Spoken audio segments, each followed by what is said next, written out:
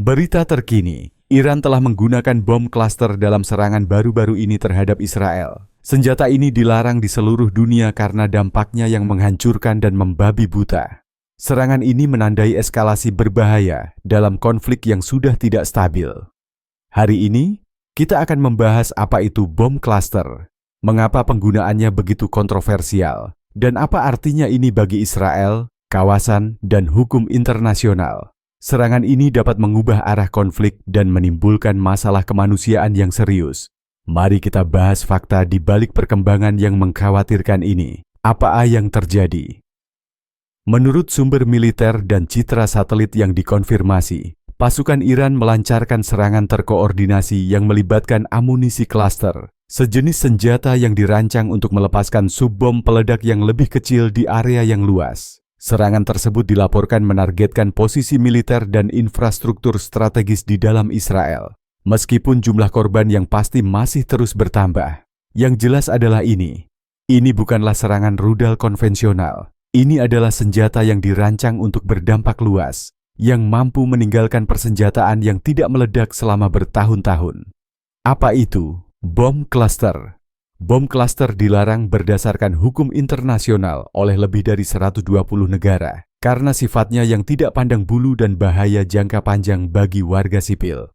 Saat ditembakkan, bom ini meledak di udara dan menyebarkan puluhan atau bahkan ratusan bom kecil dalam radius yang luas. Banyak dari submunisi tersebut gagal meledak saat terjadi benturan, yang secara efektif mengubah area yang terkena dampak menjadi ladang ranjau yang mematikan, yang menimbulkan risiko ekstrem bagi warga sipil lama setelah pertempuran berakhir. Iran bukan penanda tangan konvensi tentang amunisi klaster 2008, dan Israel juga bukan. Tanggapan internasional sangat cepat. Kelompok hak asasi manusia global telah mengutuk penggunaan senjata ini. Pejabat Israel menyebut serangan itu sebagai pelanggaran berat terhadap hukum perang. Perserikatan Bangsa-Bangsa mendesak kedua belah pihak untuk meredakan ketegangan, tetapi ketegangan masih memuncak. Jika penggunaan bom curah ini dikonfirmasi dan diulang, hal itu dapat memicu konsekuensi regional yang lebih luas dan bahkan intervensi militer internasional. Mengapa hal ini penting?